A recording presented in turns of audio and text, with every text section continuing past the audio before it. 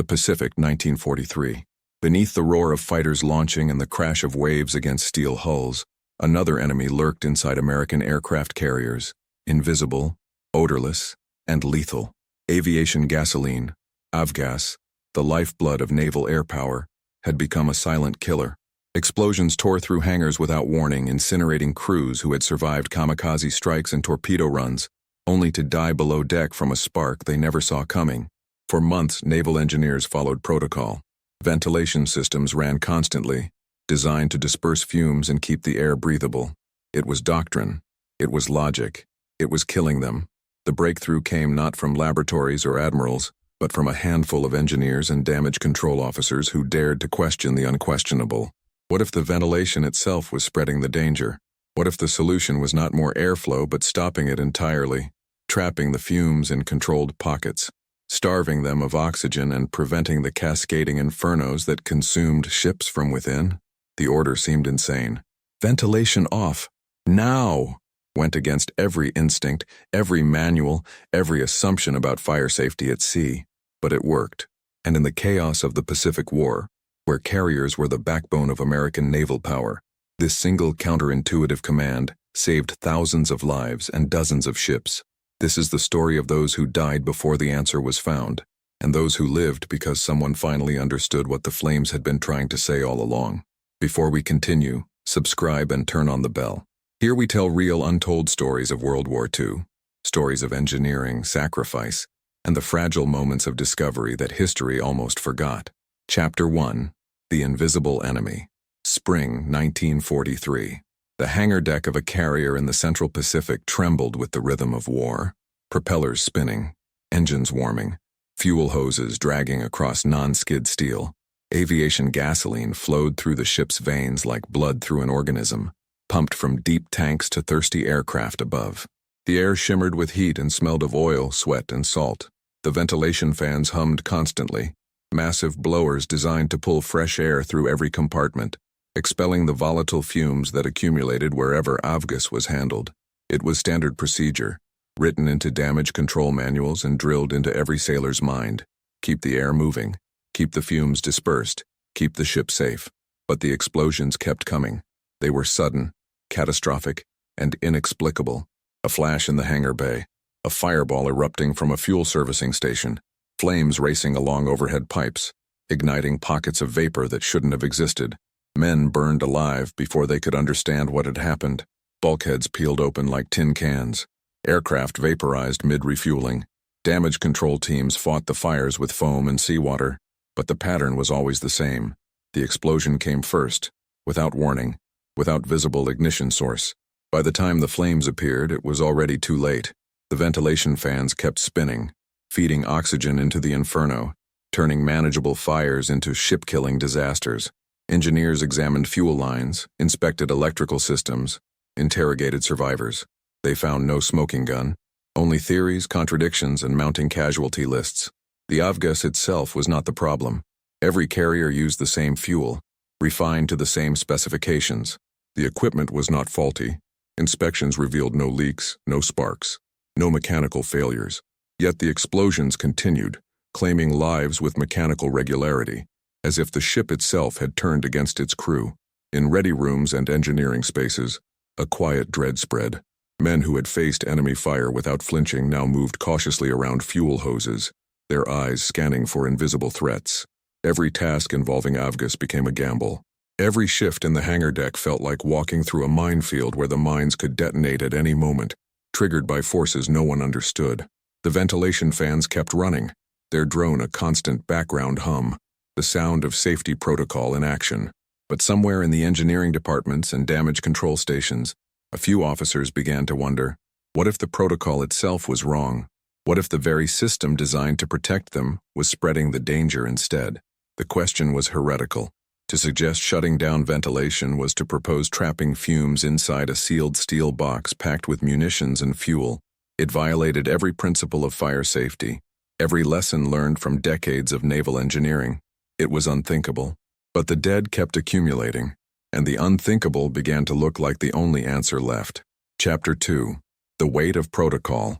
The engineering manuals were clear. Ventilation in spaces handling volatile fuels must remain continuous and uninterrupted. The principle was foundational. Dispersal reduces concentration, and reduced concentration minimizes explosion risk. It was physics, documented in textbooks, validated by shore-based testing, and endorsed by naval architects who had designed these ships. Yet physics, as it turned out, behaved differently at sea. In laboratory conditions, Avgas vapors dispersed predictably under controlled airflow. But aboard a carrier, a floating city of steel compartments, narrow passageways, and intersecting ventilation ducts, the air moved in ways no blueprint could predict. Turbulence from open hatches, pressure differentials between decks, and the ship's own motion through the water created invisible currents that pooled vapors in unexpected places.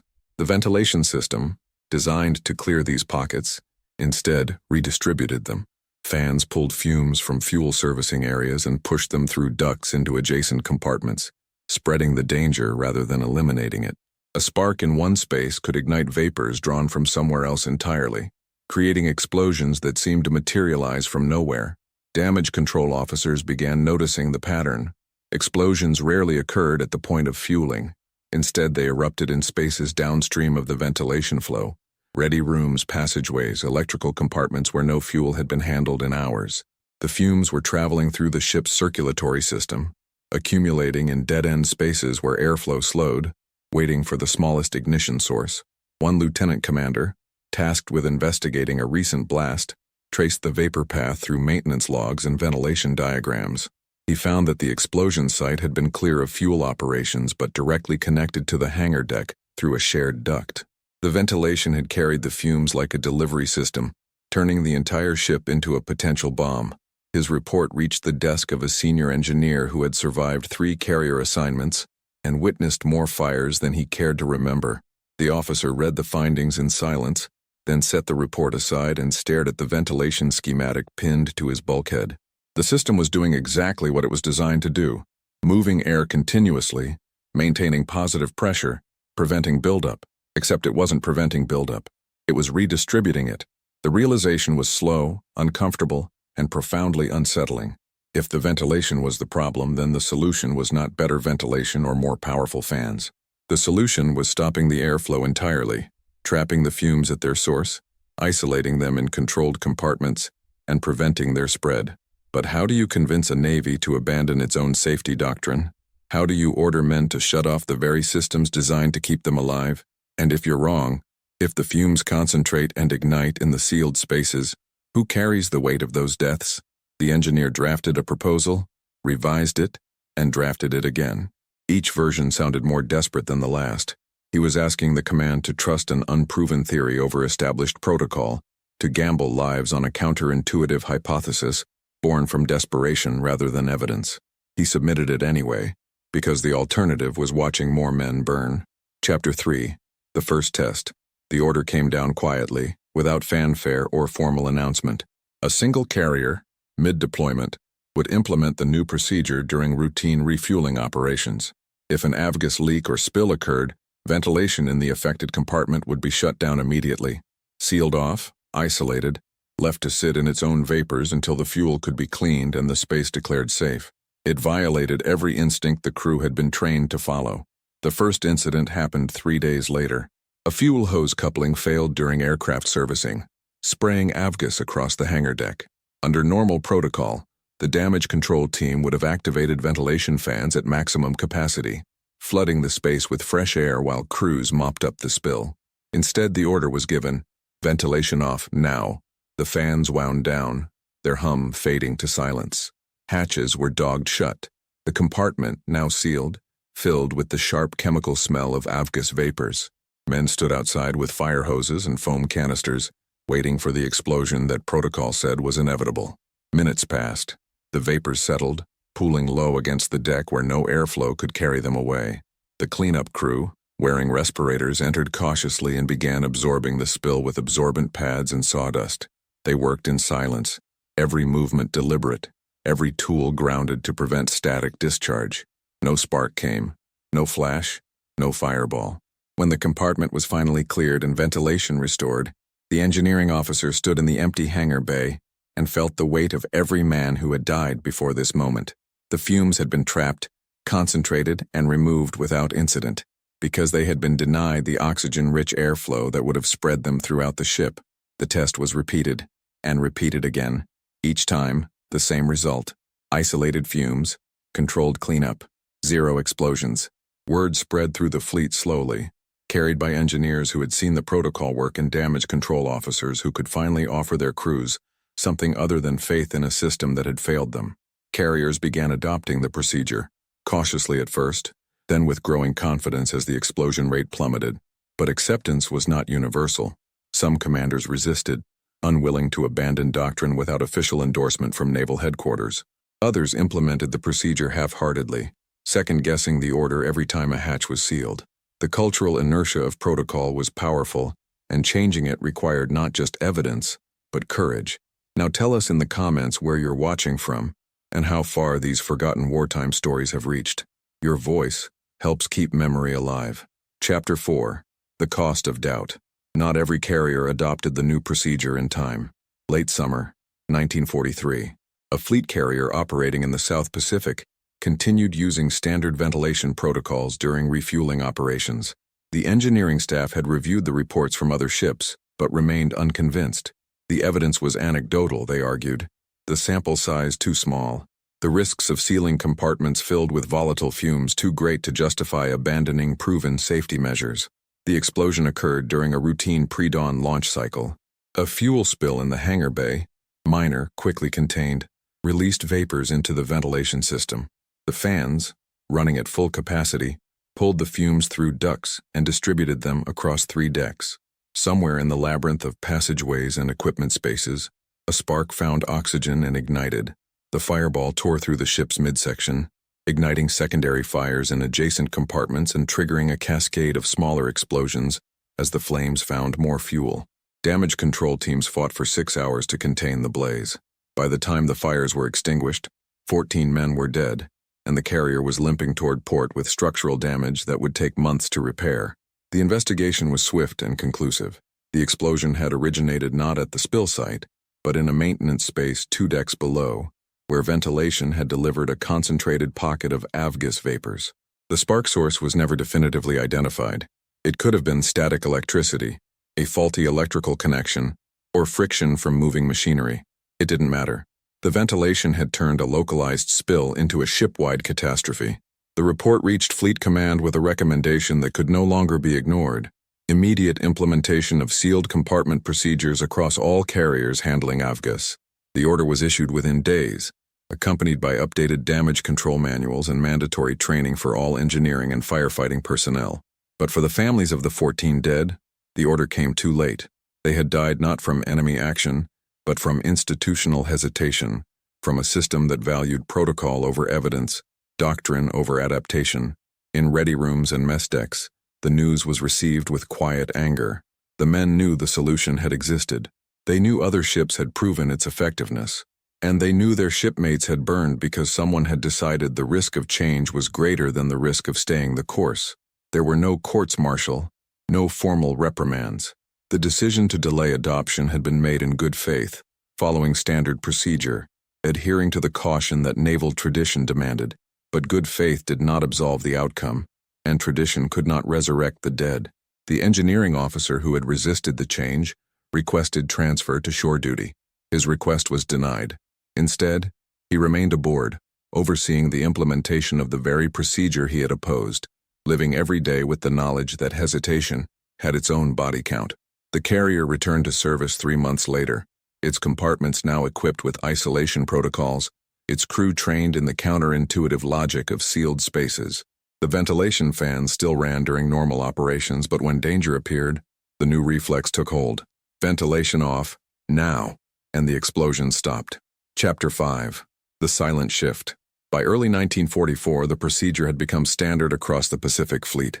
Damage control drills now included scenarios where compartments were deliberately sealed, fumes trapped, and cleanup conducted in isolation. Engineering officers carried updated manuals with explicit instructions. In the event of Avgas exposure, stop airflow first, contain the source second, ventilate only after confirmation of safe atmosphere. The cultural shift was profound. For decades, naval firefighting had been built on the principle of aggressive ventilation. Open hatches, activate fans, flood the space with fresh air. The new doctrine reversed that instinct, demanding restraint and patience in moments of crisis. It required trust in chemistry over intuition, in isolation over dispersal. Training films were produced, showing side-by-side comparisons of explosion scenarios. In one version, ventilation fans spread vapors throughout a mock-up carrier section, igniting multiple compartments. In the other, sealed hatches contained the fumes to a single space, allowing controlled removal without ignition. The difference was undeniable, the lesson stark. Yet the psychological adjustment was difficult. Sailors accustomed to feeling fresh air as safety now had to accept stillness and closure as protection. Damage control teams trained to rush toward danger with hoses and foam had to learn to pause, seal, and wait. The instinct to act was powerful, and overriding it required discipline that went beyond technical knowledge. Some incidents still occurred, old habits resurfacing under stress, crew members opening hatches prematurely, ventilation activated by reflex rather than protocol. Each mistake was debriefed, dissected, and used to refine training. The Navy, slow to change, was learning. Meanwhile, the engineering officers who had championed the procedure found themselves in an uncomfortable position. They had saved lives, prevented disasters, and fundamentally altered naval safety doctrine, yet their names appeared in no commendations, no public records, no histories of the war. The victory was invisible, measured not in battles won, but in explosions that never happened. One engineer, reflecting on the experience in a letter to a colleague, wrote, "We are credited with nothing because we succeeded in preventing what no one sees. The men who survived will never know they were in danger. The ships that did not explode will never be remembered. Our triumph is the absence of tragedy, and absence earns no medals." The letter was filed away, never sent, discovered decades later in a box of personal effects. But the procedure endured. Across the Pacific, on carriers launching strikes against enemy-held islands, refueling aircraft for the next mission, and recovering damaged planes with leaking fuel tanks, the new protocol operated in silence.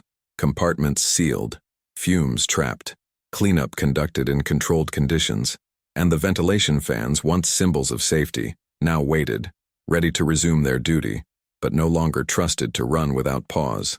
The war continued.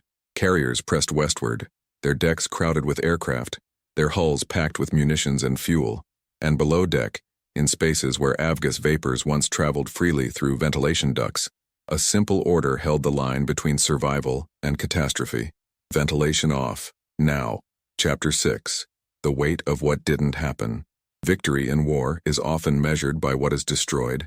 Enemy ships sunk, territory captured, battles won.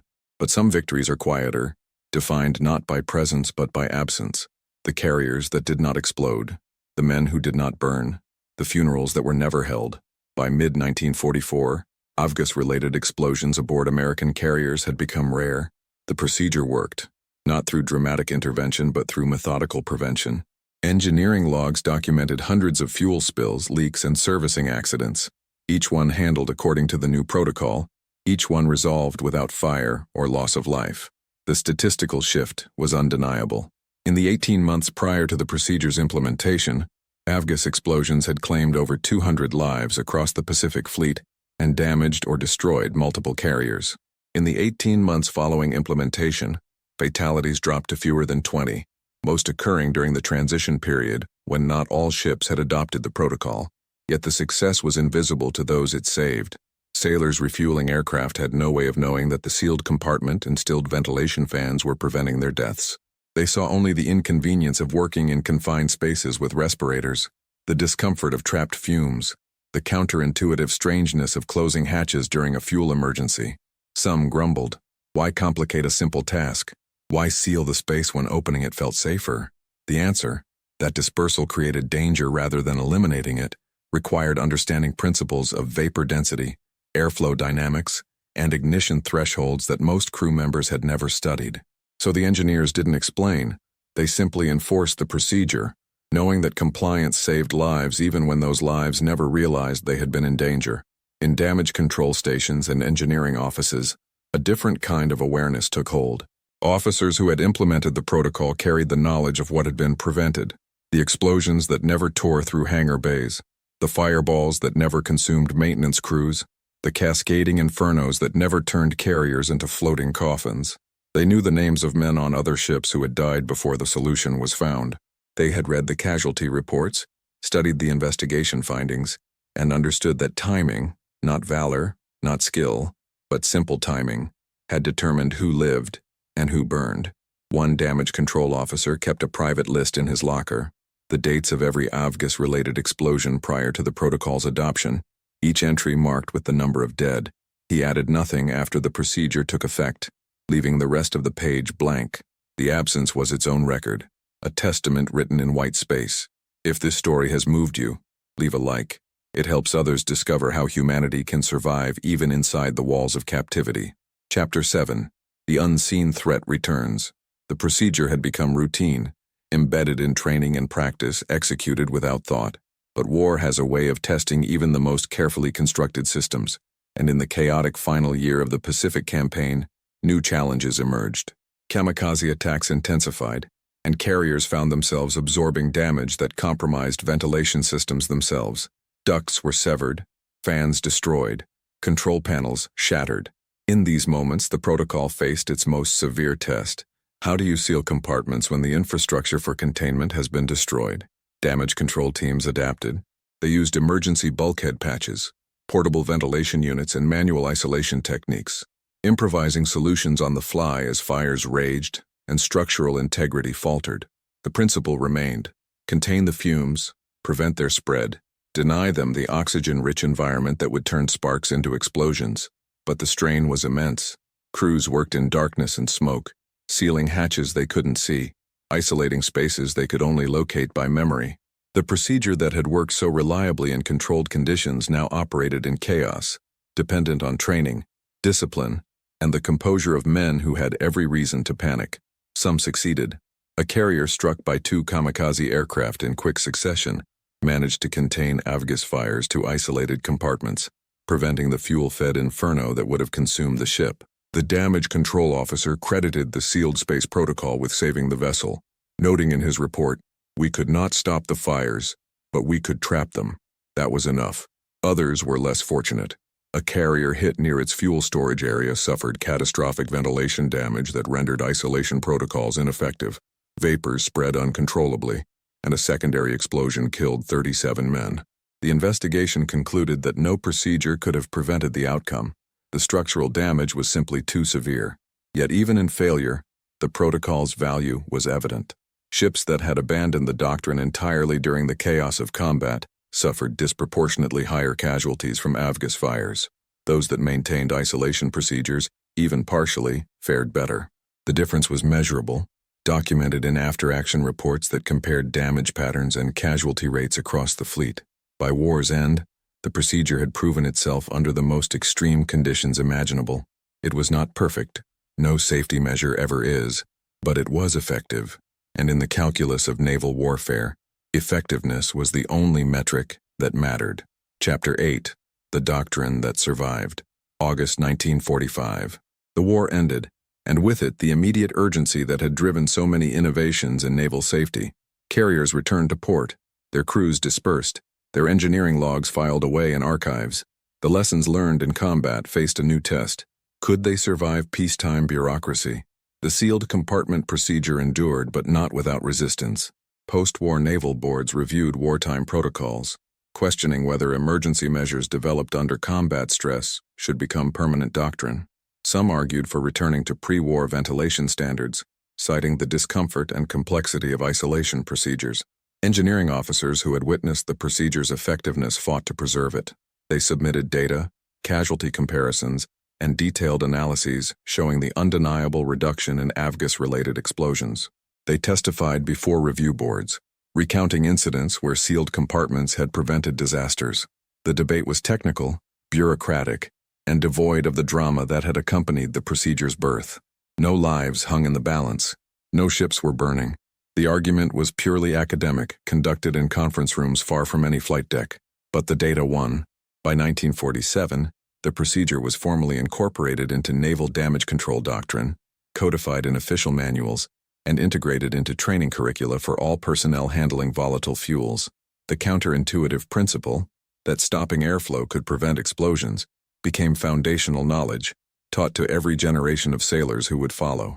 The engineers who had championed the change received no public recognition. Their names appeared in technical reports and internal correspondence, but never in newspapers or history books. The victory was institutional, not personal, and institutions rarely credit individuals for preventing what never happened.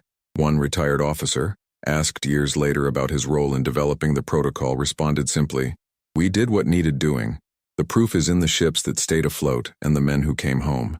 The procedure remains in use today, adapted for modern carriers and updated with new technology, but fundamentally unchanged in principle.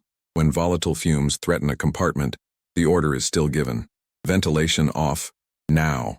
And somewhere in the silence that follows, the ghosts of men who died before the answer was found can rest, knowing their sacrifice was not wasted. Chapter 9. The Memory of Absence. Decades after the war, a naval historian researching carrier operations stumbled upon casualty reports from 1943, the explosion records, the damage assessments, the lists of men who died in Avgas fires. He noticed the pattern, a concentrated cluster of incidents in the early years, then a sudden dramatic decline. Intrigued, he dug deeper, tracing the timeline through engineering logs, damage control manuals, and archived correspondence. He found the reports on ventilation-induced vapor spread, the proposals for sealed compartment procedures, and the documentation of successful implementation. What struck him most was the absence of celebration.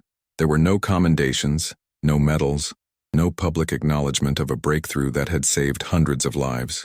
The procedure had been adopted quietly, implemented methodically, and absorbed into standard practice without fanfare. He interviewed surviving crew members, now elderly men whose memories of the war had faded to fragments. Most remembered the sealed compartment drills as routine, unremarkable, just another part of damage control training. Few understood the significance of what they had been doing. One former engineering officer, shown the casualty statistics, sat in silence for a long moment before speaking.